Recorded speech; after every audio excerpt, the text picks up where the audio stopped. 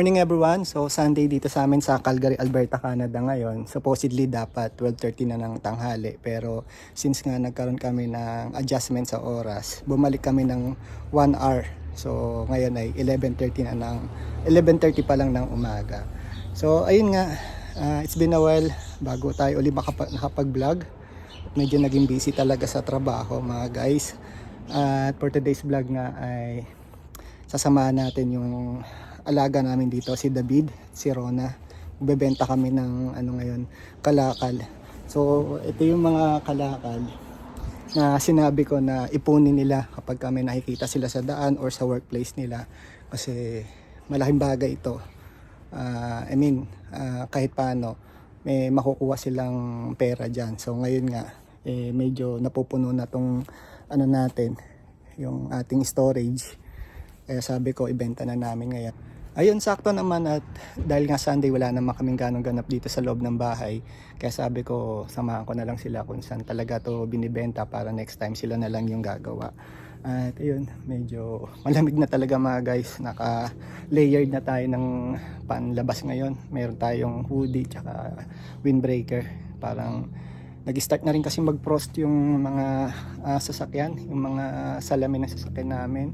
Siguro last na tingin ko kaninang madaling araw habang naantay natin yung daylight saving time, nag-negative 2, 3 tsaka 4. Yan, kaninang mga 5 AM is negative 4. So medyo malamig, tapos plus wind chill pa. Ito na talaga, kahit hindi pa officially winter, nasa pa lang kami, autumn, parang fall autumn yan. December pa naman talaga mag-officially start ng winter. Ayun nga, dahil may kalamigan na ngayon dito sa amin, usong-uso ngayon ng trangkaso o yung tinatawag nilang flu. Kaya sa mga drugstore dito sa amin sa Calgary, marami na nag-o-offer ng libreng flu vaccine. Kaya lang kami ni Mrs. parang 2022 pa nung last flu vaccine after COVID. Parang wala nang, nakasanayan na lang namin na wag na, tumibay na lang yung katawan namin. Nasanay na siguro. Pero itong mga bago, kagaya nila David, nila Rona, yan, na-advise namin sila na subukan or gawin or i-take chance yung libre naman wala namang bayad yung pagpapa-flu vaccine para madaling maka-adapt yung katawan nila sa lamig dito sa winter, kasi mga first time makakaranas ng winter. Yun, naantay ko lang sila matapos at punta kami sa Battle Depot. So, eto nga, kasama natin si Tito David at si Tita Rona, at marami kaming collections. Guys, ano yan? O, intay lang kayo kasi darating ang inyong pushcart. So, eto ang pushcart para mailagay natin ang ating battle collections. So, dito sa Canada, kayamanan ang inyong battle pan. Diba, naka-isang pushcart sila at meron pang mga hawak-hawak sa kamay.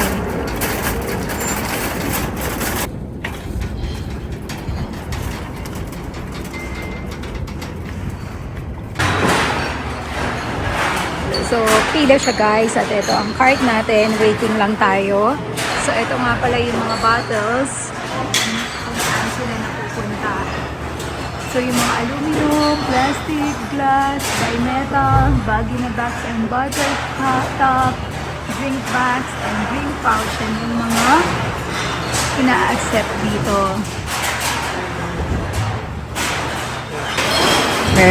Nakita kami dito si Lolo. Pakita ko sa inyo mga guys to nakamagkano siya.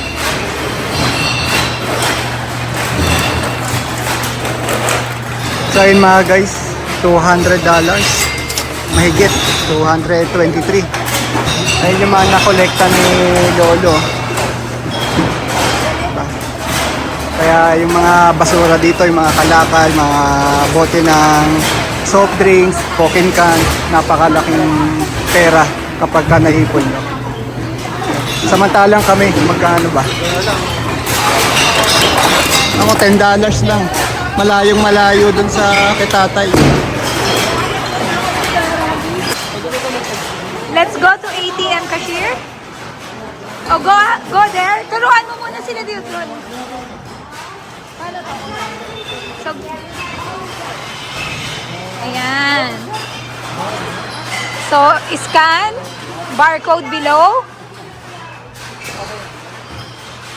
Dispensing your money, please wait.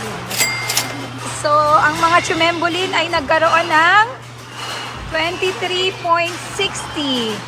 Tapos yung coins mo malalaglag din dyan. Yay! Dating taga-corporate office noon. Basurero na ngayon. So, ano pong masasabi mo? Thank you. Asan si David? Movement na ginagawa ngayon ang Canadian immigration. Ano nga ba ang ibig sabihin nito at paano ito makakaapekto sa Filipino community? Sinuri po ng isang registered immigration consultant ang isyong ito at may payo sa mga kababayang nais maging permanent resident ng Canada. Narito ang report. Sa susunod na 2 taon, mahigit sa 20% ang mababawas sa mga maaprubahang permanent residents sa Canada. Kaya nababahala ang maraming aplikante ng PR kung paano ito ngayong makakaapekto sa kanila. Ayon kay Michael Corrales, isang Canada-based registered immigration consultant mula sa Suncor Unlimited at CCICSC, halos kalahati ng mga kukuning PR para sa 2025 at 2026 ay ang mga nandito na sa loob ng Canada. There was also mention of around 40% of those becoming permanent residents would be part of the in Canada movement of the government. So nakakatakot man po tignan yung mga nasa loob na ng Canada, they may have more opportunities. Ang posible anyang maapektuhan ay ang mga aplikante na mula pa sa ibang bansa tulad ng mga aplikante na nasa Pilipinas pa. So, yun nga, dito tayo sa kitchen ngayon mga guys. Habang nagluluto tayo, ayun, subukan natin pag-usapan muna yung announcement na napanood ko dun sa balita na yon or yung news na napanood natin. Base nga sa balita na yon, maliwanag pa sa sikat ng araw yung pag-asa na nakikita ko. Actually, hindi naman lahat kasi ng nasa announcement ni Prime Minister Trudeau at ni Mr. Mark Miller ay negative. At magiging sagabal sa pag-a-apply natin ng permanent residency. Actually, tama naman nabanggit doon sa announcement na yun na 40% ng inland o ibig sabihin yung nandito na sa Canada ay dito kukunin yung magiging PR, yung aaprobahan nila permanent resident sa susunod na taon sa 2025, 2026, and 2027. So, di ba, kahit paano, andun pa rin yung pag-asa na maging permanent resident tayo ng Canada. Ayun nga lang, syempre, para dun sa mga kabayan natin na nasa labas ng Canada at hoping na maging permanent resident or mag-migrate dito sa Canada, medyo magiging malabo sa ngayon. Sa ngayon lang syempre, hindi pa natin alam kung ano yung mangyayari sa future. Pero pinag-uusapan natin ngayon is yung for the next 3 years. At ayun nga, dito tayo sa kitchen mga guys kasi magluto tayo ng laing. So habang nagluluto nga tayo mga guys, meron lang gustong i-share sa inyo na 4 na tips kung paano natin mai-improve yung PR applications natin sa mga maaaring ngayong taon na to, next year. Sana itong tips na to makatulong kahit paano. So yun mga guys, tip number 1 para sa akin sa akin lang to mga guys, advice lang. Try to reconsider mag-change tayo ng career. Kasi alam ko medyo mahirap dahil pagpasok natin dito, iba yung career path na gusto nating mangyari. Pero ito nga, may mga ganitong pagbabago na lumabas ngayon.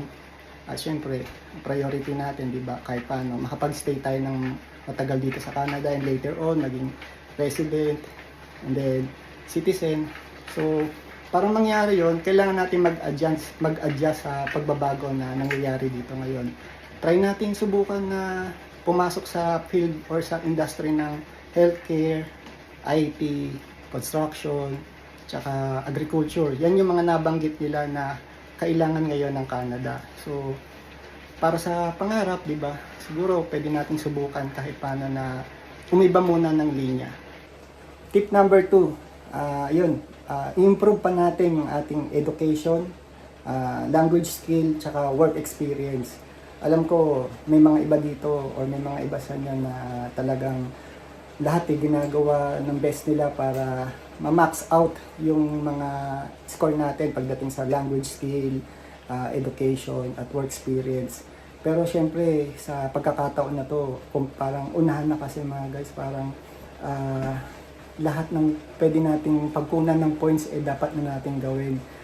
Yun nga, try pa natin na mas higitan pa yung na-achieve natin, especially sa language skill. Kumbaga dati okay na tayo sa mga level 8 or CLB 8, 9. Try pa natin i-aim yung mas mataas.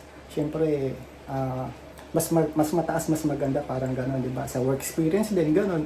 Kung mas makakuha tayo ng kagaya nga ng mga skill na, trade skill na nabanggit ko kanina, kung mas makakuha tayo ng mga experience sa ganun field, mas mainam kasi yun yung magbibigay sa atin ng malaking advantage para sa iba.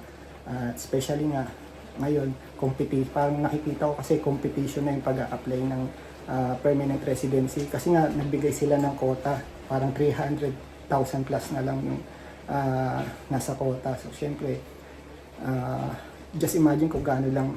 Malaki siya kung sa malaki, pero sa dami ng temporary workers na nandito na ngayon, parang hindi sasapat yung numbers eh. So, kailangan natin mas mahigitan kung ano man yung meron yung iba. So, kung na-max out na natin yung mga points na or yung mga skill na nabanggit ko, education, language skill, tsaka work, meron pang isa na pwedeng makadagdag ng points natin. At yun yung tip number 3. Subukan natin mag-aral ng French language. Kasi dun sa announcement nabanggit, sa in-announce ni Prime Minister Trudeau, meron doon na para kung may narinig ako na parang bibigyan din nila ng mataas na allocation yung mga marurunong na magsalita ng French or yung tinatawag nilang francophone. So, ayun nga, may points na malaki na ibibigay kapag ka mayroon kang ganong skill. Kung paano applyan yung or kung paano makita yung details tungkol dun sa sinasabi kong French speaking path o paano yung pathway ng French speaking na yun, subukan ko i-attach dito sa screen yung nakita ko dun sa Canada website.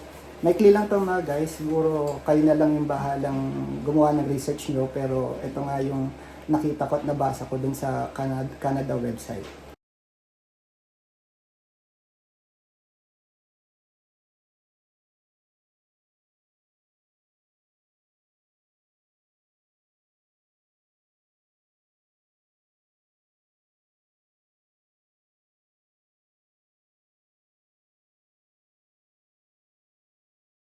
So yan nga, kung nag-aim talaga tayo para sa dream natin na ma-PR dito sa Canada, siguro wala namang masama kung itatry natin. Kasi dati pa naman part na yan eh, kung part na yan ng application. Kumbaga, especially kung target mo is Montreal or Quebec, may mga requirements talaga ng French. So sa Pilipino naman, lahat namang kaya nating subukan eh, basta para sa pangarap natin. So siguro wala namang or there's no harm in trying para sa pangarap natin. Kaya wala akong nakikitang imposible para gawin yan.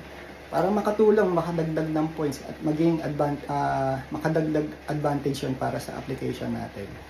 At yung panguli, tip number 4 mga guys, sa panahon ngayon, syempre maraming nag-a-advise o marami tayong nababasa o nakikita sa mga social media na mga kung ano yung dapat gawin sa pag-a-apply ng PR, especially sa ganitong pagkakataon sa sitwasyon. Huwag tayo basta-basta naniniwala sa mga sinasabi nila or huwag natin ginagaya kung anong ginawa ni ganito, dapat ganun din yung gawin natin. Siyempre, si Juan, for example, hindi naman same ng skill or qualification ni Pedro. Parang magkaiba silang tao, di ba? So, gawin natin yung ating own research, tapos doon tayo kumonsulta syempre sa mga licensed na consultant or immigration consultant. Marami naman dyan na lisensyado. Doon tayo sumugal. Ibig sabihin, doon tayo magtiwala, magtanong. Wala namang sigurong masama kung hihingi tayo ng advice, especially sa mga sitwasyon na gaya nito, medyo pahirap na ng pahirap. Doon na lang tayo sa sigurado. At ayun nga mga guys, siguro wala na akong masasabi pa. At yun yung 4 na tips na pwede kong ma-share, especially sa sitwasyon ng mga kababayan natin ngayon na syempre alam ko na yung iba sa atin halos nai-stress na, nagkakaroon na ng anxiety, iniisip kung paano yung magiging future nila dito sa Canada.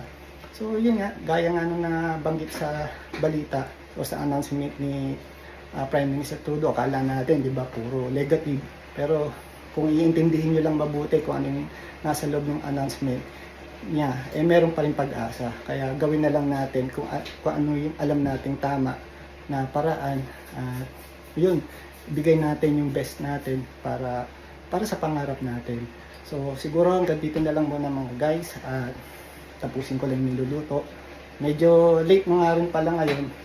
Mabilis na maggabi, magdilim. Kasi nga, nag-atras kami ng 1 oras. Mahaba yung gabi, maiksi yung umaga, parang ganun. At ayun na mga guys, see you na lang ulit sa susunod nating mga vlog. Happy Sunday everyone and God bless us all.